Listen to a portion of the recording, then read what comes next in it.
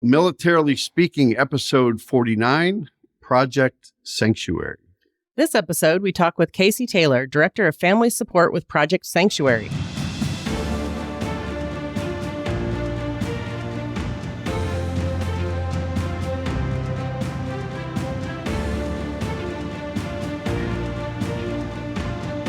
Welcome to Militarily Speaking, brought to you by Armed Forces Bank. This is Tom McLean and Jodi Vickery. I'm the Regional Military Executive for Armed Forces Bank, and Jodi is the Executive Vice President, Director of Military Consumer Lending, and other things. And dot, dot, dot. Right. The dot, dot, dot hits give... The dot, dot, dot's the favorite part of my job. And you spend more time on the dots. I know. It's very cool. Very cool. But you always seem to connect the dots, Jodi. Yeah, on Thursdays. So again, welcome to our show. We're excited to have you listening and learning about our guest, Kaycie, with Project Sanctuary.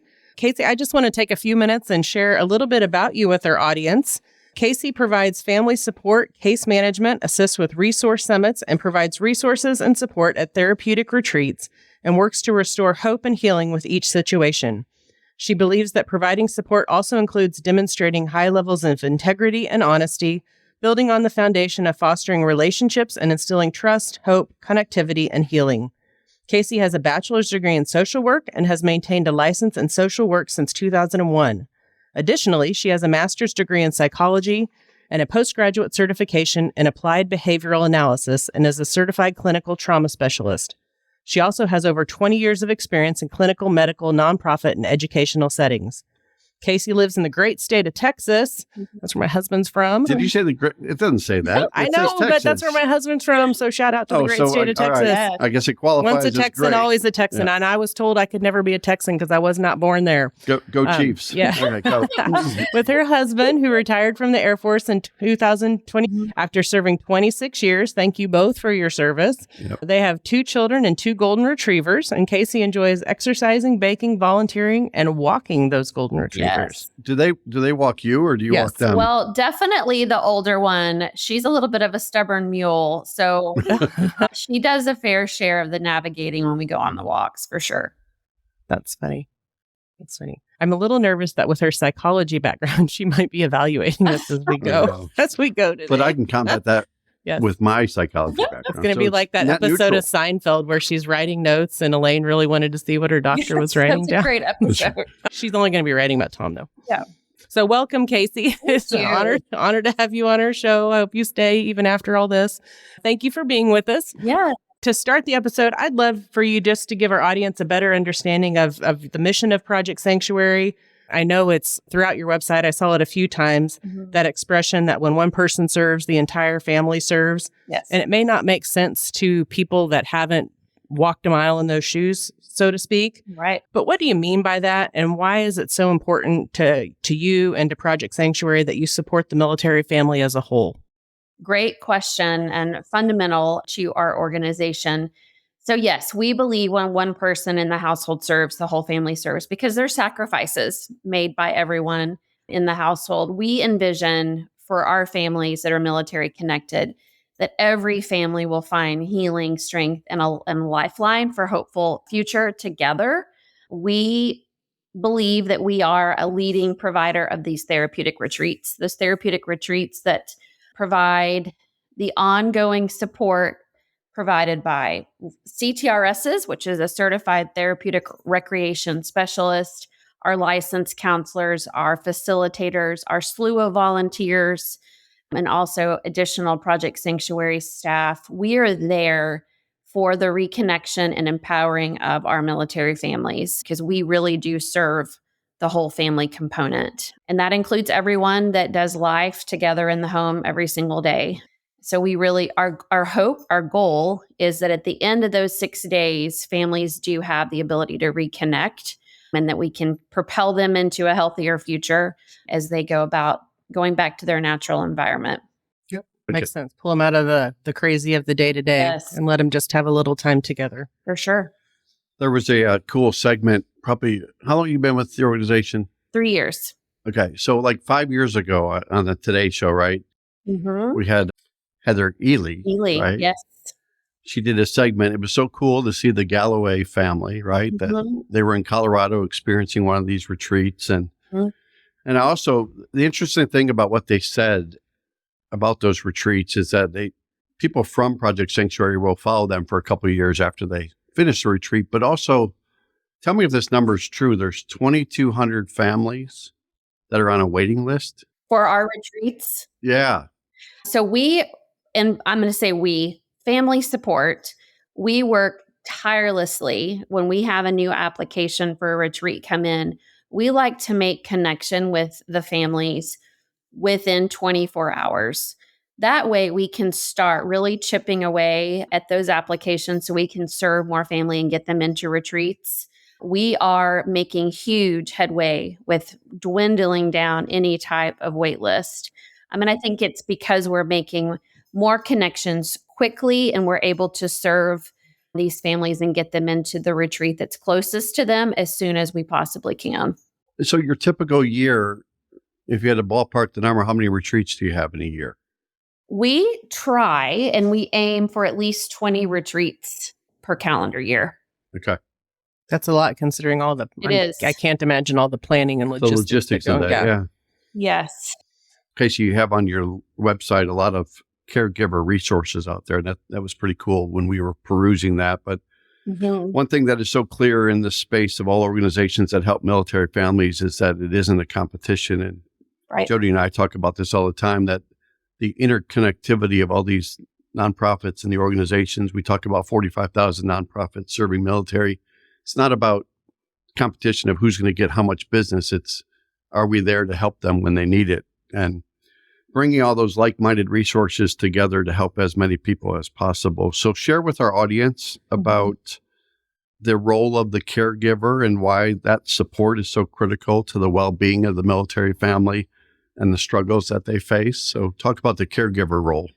So the caregivers are typically the ones that reach out to us to start the dialogue. We often get the application straight from the caregivers because they're out perusing what resources are available for them and their families. We recognize that the caregivers are typically the ones that see the signs of battling mental illness, loneliness, depression, PTSD, withdrawal, and countless other signs and symptoms. We also recognize that the caregivers are the conduit for care and support for the military connected members. So we stand by our caregivers with offering support, referrals, peer-to-peer options, local support groups. It's amazing how many caregivers our family support has connected to another caregiver in a completely different state, because just by having conversations with them on the phone,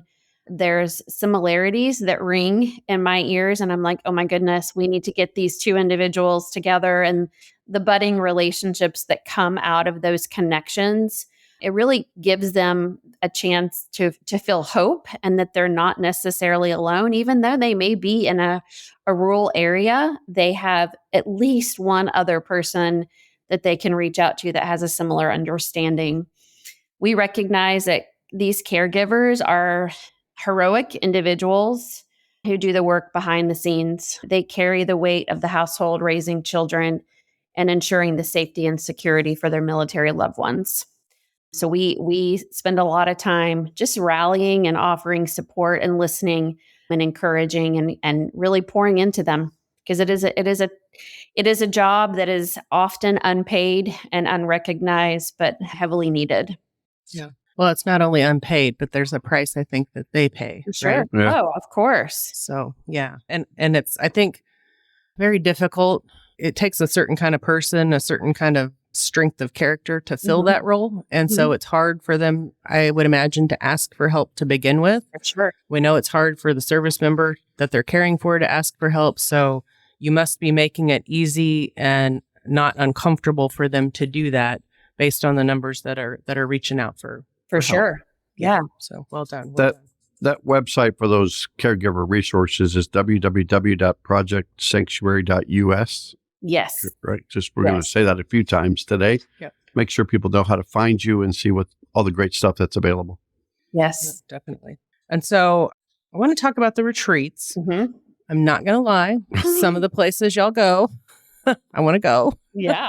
I want to What are some of those places, Jodi? I want to sign up for a retreat or 3. But I want you to walk through the makeup of that retreat weekend. What does it look like from the time they arrive to the time they depart? I know there's structure there. Yes. It's not just, hey, show up for 6 days and have a good time. You're intentional with what you're doing with those families. So walk our audience through what that week looks like, or that roughly week looks like. Yes. So you bring up a good point, and I'll just kind of toss this out there. We have retreats, 6-day therapeutic retreats. We offer couples retreats only and family retreats.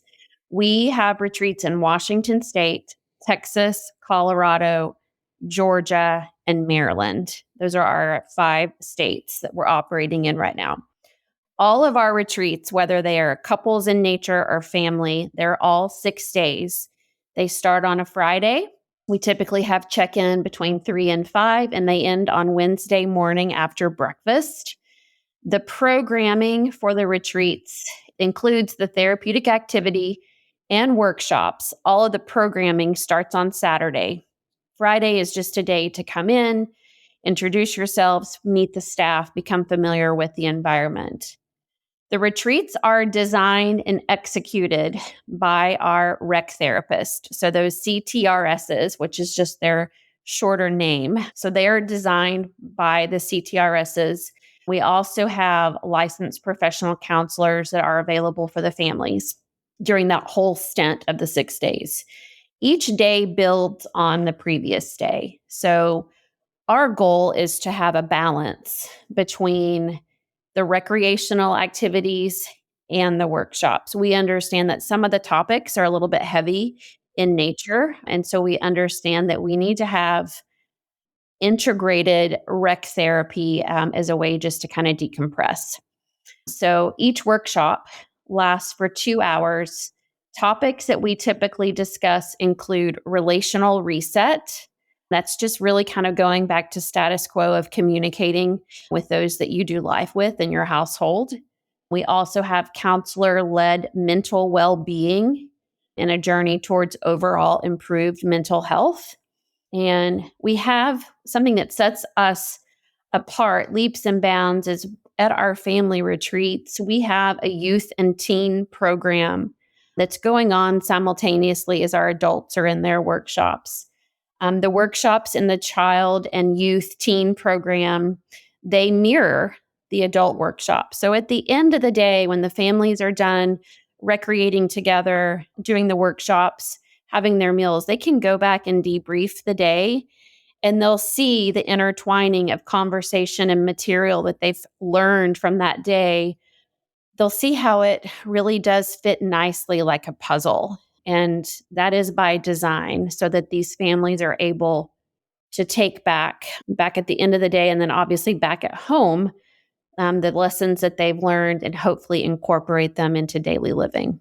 Sounds like a good 6 days. Yeah. Do you and you limit it, don't you, to the? I thought I read 6 to 12 families probably is the right intimate approach to making sure that you don't lose that connection, lose the productivity of those types of retreats. Is that right? Yeah. So our goal, our aim is to serve, depending on which location. I'll speak to Granby, Colorado. We typically have 12 to 13 families that will attend that retreat location itself. The beauty about the Colorado location is that we have space to really spread the families out, just because the land is quite expansive.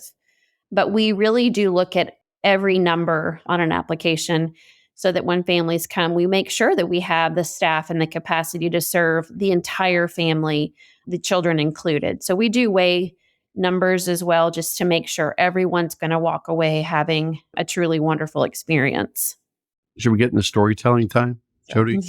Because you've been there, you said 3 years. So Yes. I'm sure the stories have been probably a multitude of feel-good, heart-wrenching type stories about all the good work that you're doing. But sometimes those stories reveal the heart of the organization better than anything else that we can talk about during our 30, 35, 40 minutes here today. But so go back to your memory bank and see if any stories along the journey are something you want to share with our audience that probably have that kind of impact as people listen to you as well.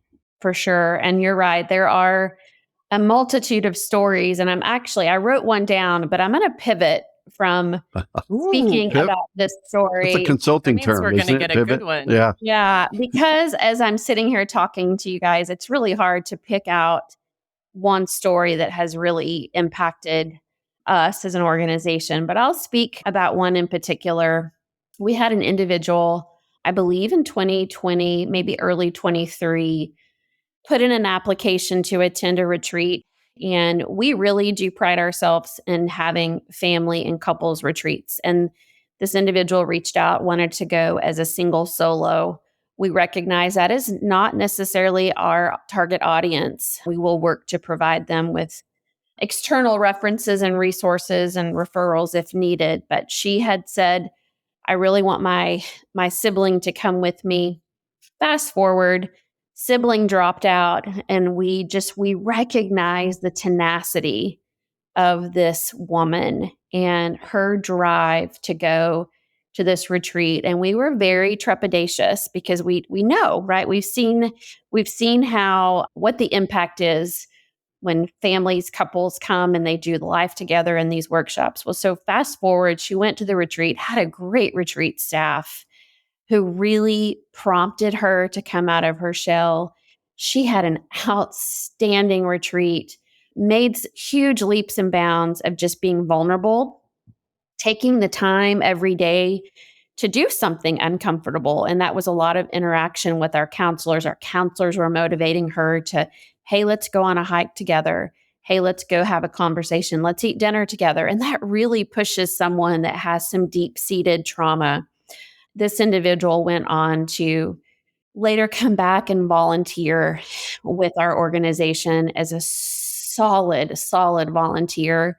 I routinely will email her to check in on her just because she holds a special place in my heart. All families do, but I will say this one in particular, there's just that nudge. And I reached out to her a couple weeks ago, and she had gone on to perform in almost like a ballroom dancing competition. And here she had come from Nice. never engaging, didn't want to be touched, didn't want to put herself out there, to just this glowing beam of radiance. And just, man, those are the stories that's the success. That's the proof in the pudding that when you invest and truly believe in the intention of our program, and when you invest in it and have a goal, have a desire, like I'm going to go do this for the betterment of myself, what rewards you can reap. And I shared the story after she emailed me. I shared it to our whole team. And we all get emotional. We all do our little hoop and holler and hooray, because those are the success stories that we hear about and we want to share with others. That's awesome. It just validates, I'm sure, your why. And then to see her come back and pay it forward and reinvest. Yeah, that's just beautiful. That's awesome.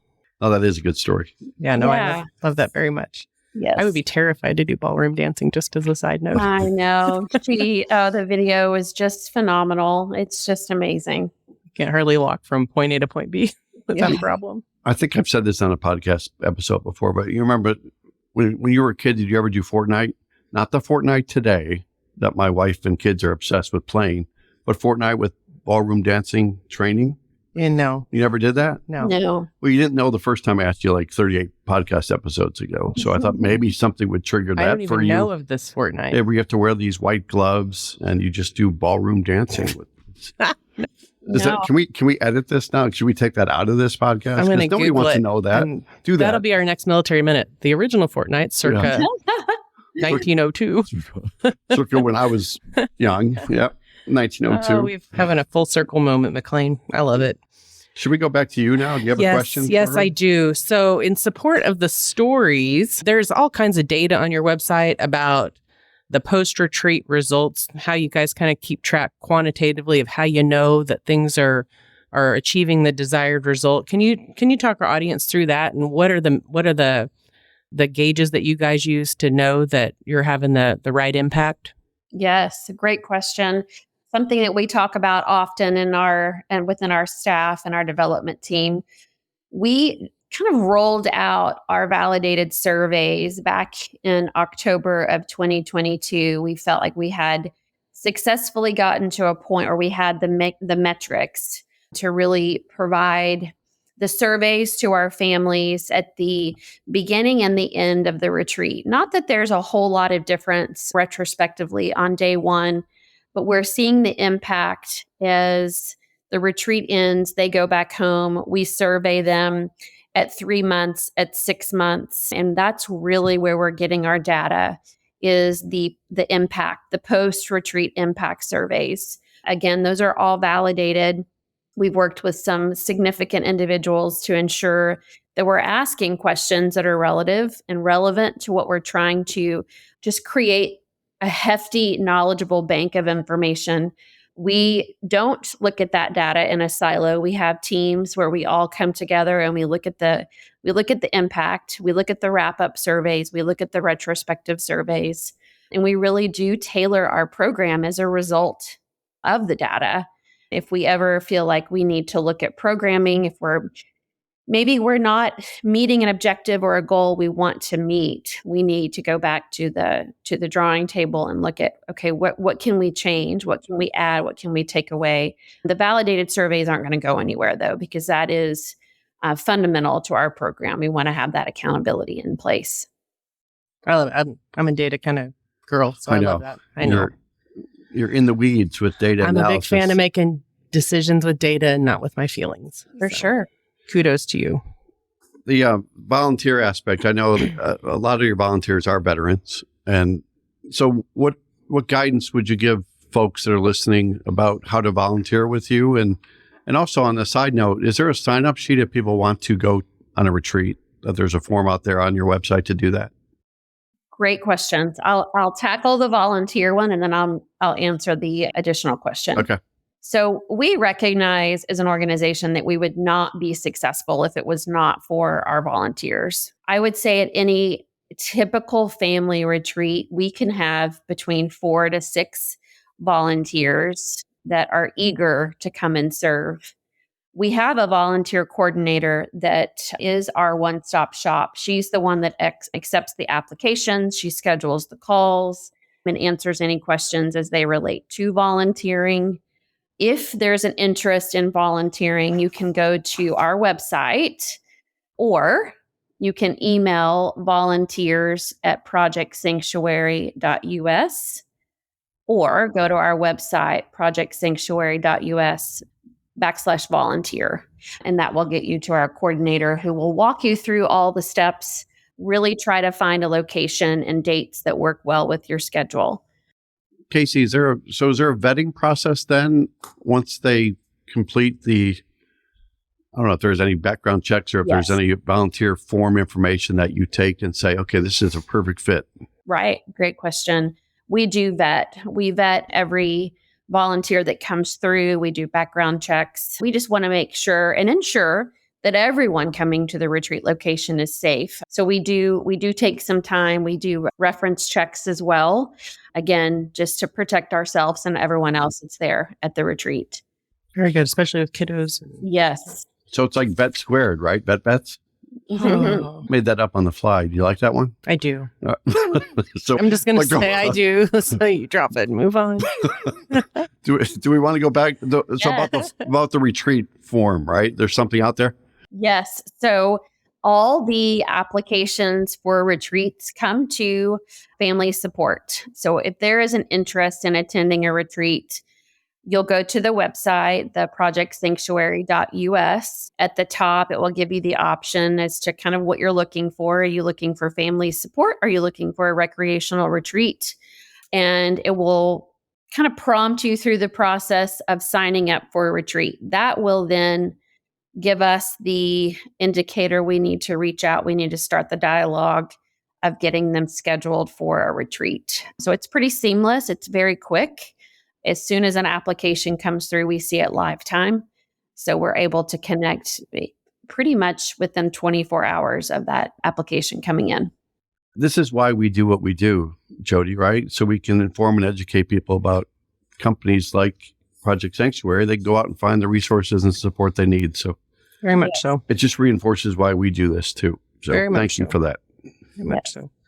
We've talked about a bunch of the different resources on the website. I don't think we've hit on the mental health resources available. So I did want to give you a chance to highlight any of those that you make available on projectsanctuary.us. Yes. Told you we are going to mention that a few times, that website address.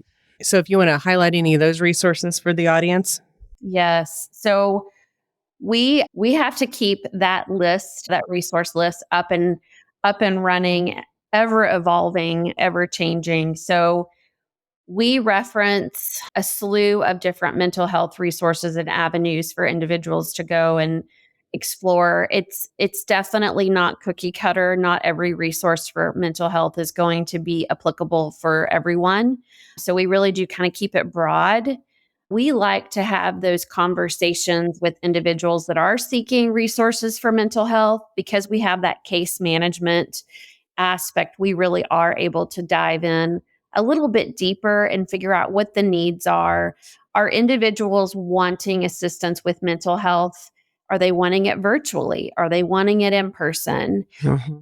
Is there insurance involved? And what does that look like? And so while we offer a slew of resources about just mental health options, really the assistant comes when we have those conversations because we want to ensure that who we're referring individuals to, that maybe their trauma background, they're skilled in that, they're culturally competent in military matters, they're able to work with families that need their marriage to be salvaged. So we have some very intimate conversations before we direct them to specific organizations. Thank you for that. So funding, donations, what keeps you going? And I don't know if you have certain events during the year that you want to share that are maybe at certain calendar times, certain locations, or just ways that people can donate to support what you're doing. For sure. So you want to talk a little bit about that side of the house? Yes. So I have to give credit to our development team because Project Sanctuary, Family Support, and the development team, we really do work in tandem just to look at ways that we could apply for grants, reach out to funders. We understand the importance of being very transparent with our stakeholders. We're always looking at what grants are new for the week so that we could potentially tap into some of the ways that we fundraise or try to get sponsorship is we have an annual Rocky Mountain Gas and Oil Poker Classic that's held in November. Jodi's a big gambler. She might want to go to that. I'm not. I have a terrible poker face. I'm too competitive for that. What time of the year is that? That is Kaycie? in November. And then we also, in conjunction with that poker tournament, we have a radiothon also in Colorado with the local radio station. Those two events typically yield some pretty great revenue for our organization so that we can keep doing what we're doing. I don't believe we've settled on dates for 2024 yet. I think that's still in motion. We're also doing this year the Permian Basin Poker Tournament. That will be in Midland, Texas on March 28th of this year. All of those sponsorship opportunities are available at those events. And then we have active giving that, individuals can go to our website and donate directly to our cause straight on our website. Well, I think congratulations are in order for the organization too, because correct me if I'm wrong, Kaycie, but 2024 Chick-fil-A Restaurant's True Inspiration Awards grant recipient. Is that right? Yes. That's a mouthful. Yes. Kudos to you for that. That was unexpected. And ironically, the individuals that threw our name in the bucket are a graduate family from Project Sanctuary. So it's nice to see how things can come full circle. So yes, we were a recipient. That's awesome. My daughters worked at Chick-fil-A at one point in their life. I did not know that. I eat at Chick-fil-A. You're a big fan of Chick-fil-A, right? Like the mac and cheese? I am. That's one of my daughter's go-to bring me lunch at school on game day because I'll play better, which may be a farce, but with the lines they have, it probably takes 3.5 hours to get. No, they're very efficient. Really? The world could learn from Chick-fil-A. Yes. Yes. Very true. And the polite young people that work there. Yes. Love that. You and the organization have won Wonderful awards, well-deserving accolades and recognition. It's awesome to see 4 stars on Charity Navigator. Mhm. I think just an indicator of transparency, a well-run organization, grounded in integrity. I know we talked about that even in your introduction in your bio. Are there any that you would highlight where, as an organization, you receive those awards, you're thinking, you know what, this is a good indicator that we're doing things the right way? For sure. That's a great question. Just to kind of speak on the 4-star rating, that the 4-star rating shows that our focus is truly on ensuring that we have the best practices in place to run an effectively and efficiently nonprofit. That 4-star rating helps us to exceed or meet best practices in the industry standard. I think also if you look at our particular nonprofit, just the partnerships that we have alone speak volumes about our organization and just the fantastic work that we're doing. There's a high caliber, right, that's associated with several different military entities and organizations. So having achieved that 4-star rating allows you to kind of work alongside and collaborate with some great organizations. So that definitely is a boost to have that rating for sure. Can we talk about Kaycie a little bit more? And this is when Tom might get weird, so I apologize. No, it's good. I'm going to connect the dots because you're good with that too. Yeah. So my daughter is in social work, right? She graduated from FGCU down in Fort Myers, Florida, and she's getting her master's in social work. Good for her. So you've got that bond. She's working at the Naples Senior Center in Florida to help people within that difficult time of their aging life. Yes. And so she's learning a lot. And I'm proud of her as a 24-year-old almost to do that kind of philanthropy. And even my older daughter, who's now a biology teacher at her alma mater high school. So nice. My wife did something right, raising two beautiful girls that's awesome. down that road. So And I applaud her for, Yeah. You can call me that. But so most of your professional career has been in the areas of work, life services programs, right? Information workshops for career transition. And so how'd you know you wanted to study that? And maybe on a side note, do you have any specific advice you give my daughter as she pursues this career path? Yeah. Maybe what not to do or what to do really well? Yeah. Well, it's so funny. When I started college, I was not ready. And that was in the 90s, right? Where I just thought, I don't know what I want to do. So I went to college and I didn't really know where my passions were going to lead me. I think I changed my major like 4 times in the Me too. first year. Yeah. I knew I had a deep connection to help others flourish. I knew that was something my parents both taught me, was just by example. I grew up in a military town, none the wiser about the mission or objective of that military installation. Fast forward many years later, I met my husband at the grocery store. Ironically, I had come home for Christmas break in 1998, met this dapper young man in the checkout lane at the grocery store, realized he was military connected. And I think that was the first time where I was like, oh, wow. Okay. So they do exist, these military men that are here.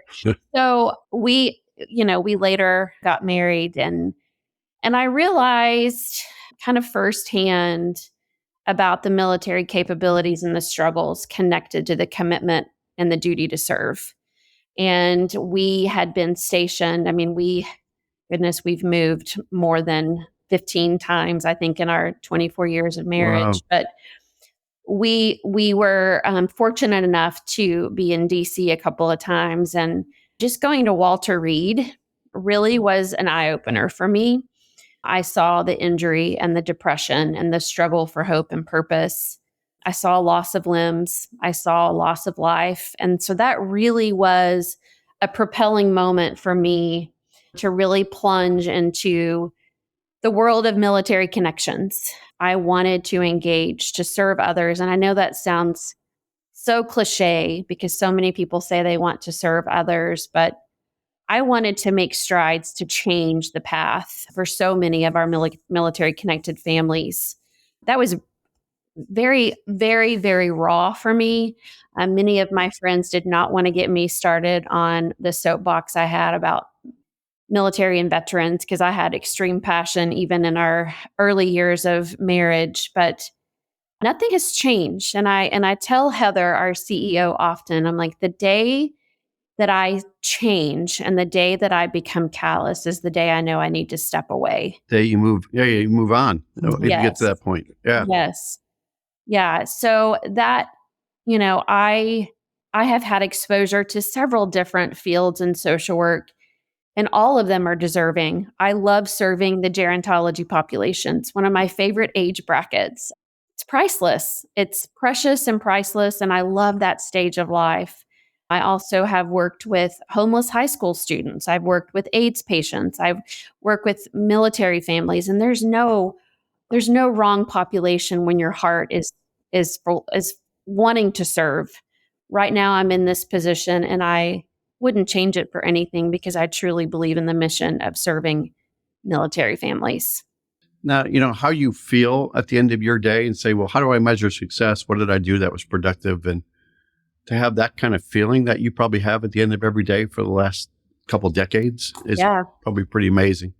Yes. When I can look back and close my eyes and know that I had fruitful, productive conversations with people, and maybe I planted a seed that would cultivate, that's the difference maker. Pretty inspiring. It is. Kaycie wins the word of the day quiz that we had earlier today with gerontology. It's multisyllabic. and now I'm going to throw that in front of my daughter, and she's going to spell it for me. Yes. Kaycie, as we wind down, we've covered a lot of ground, and it has been a wonderful, I think, eye-opening conversation for us and hopefully for our audience.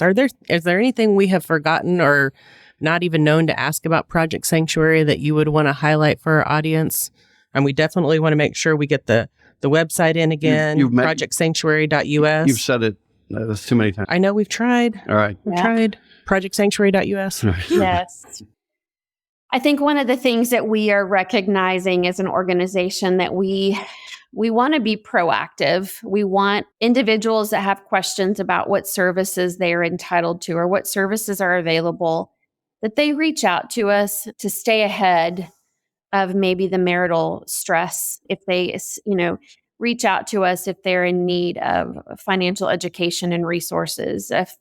If there's questions about how can I eliminate debt, or I don't want to be evicted. I think all of those questions will be very well received by any of us at Project Sanctuary. We want to be in the business of helping military families thrive and survive.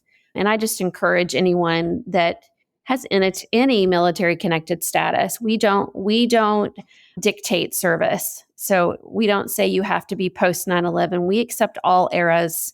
We do Guard, Reserve, Space Force. We do it all. We serve all. We are all inclusive. And I just want to make sure that our message is getting out there, that we are in the business of helping before, during, and after, whatever that looks like for our families.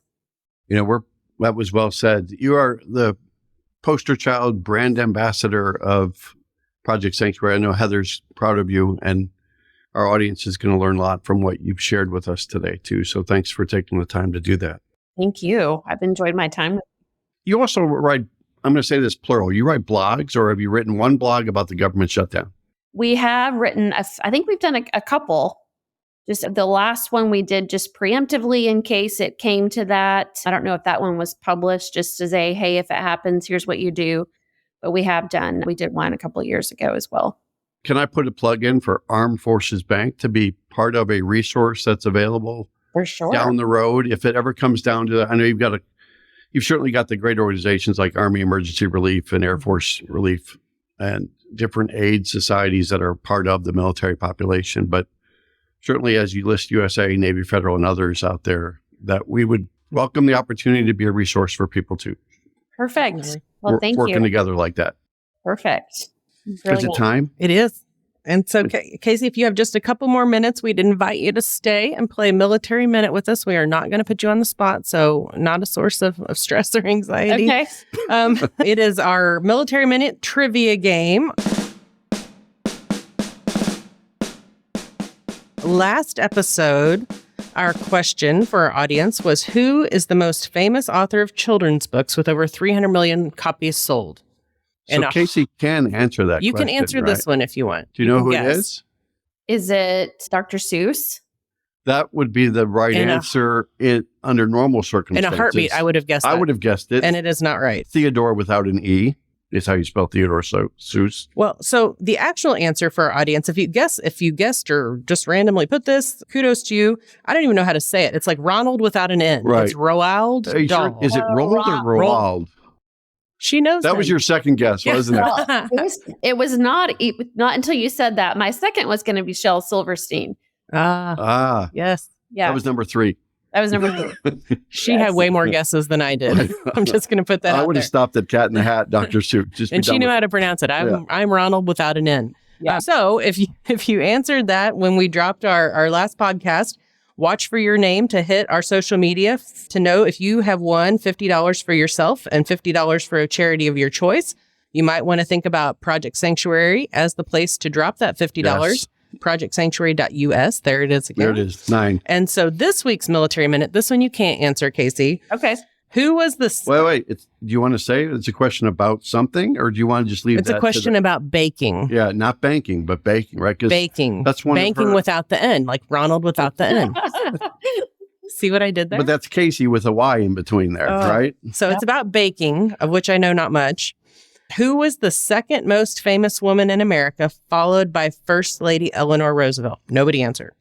Good job not answering. I should have put, this question should have had a year on it. This right? is a weird question. I'm going to give you credit for weirdness. So you came up with it this time, didn't you? No, I didn't. All right. So when this podcast drops, if you know the answer to who was the second most famous woman related to baking, I suppose, followed by First Lady Eleanor Roosevelt, I like it. drop that name, and you also could be eligible to win $50 for yourself or $50 for a charity of your choice.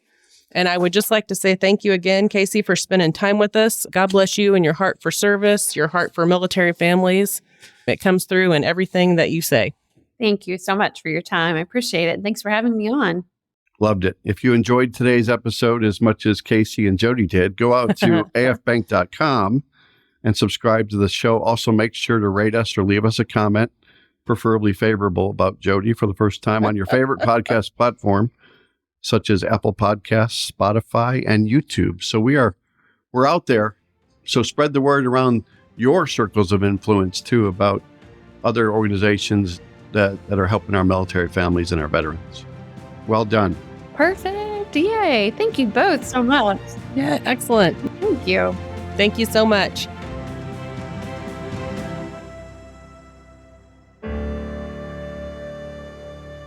Copyright Armed Forces Bank, member FDIC, equal housing lender. All non-Armed Forces Bank owned apps, websites, company names, and product names are trademarks or registered trademarks of their respective owners. Their mention does not imply any affiliation with or endorsement by Armed Forces Bank of them or their products and services. They are merely used as examples of the many available apps, companies, and websites that offer similar services. Before using any app or website, you should carefully review the terms of use, data collection, and privacy policy. Apps may have an initial cost or in-application purchase features. This information is general in nature and is not intended to be legal, tax, or financial advice. Although Armed Forces Bank believes this information to be accurate, it cannot ensure that it could change. Statements or opinions of individuals referenced herein are their own, not Armed Forces Bank. Consult an appropriate professional concerning your specific situation and respective governing bodies for applicable laws, such as irs.gov for current tax law. Armed Forces Bank, the Armed Forces Bank logo, and the Militarily Speaking logo are registered trademarks of Armed Forces Bank.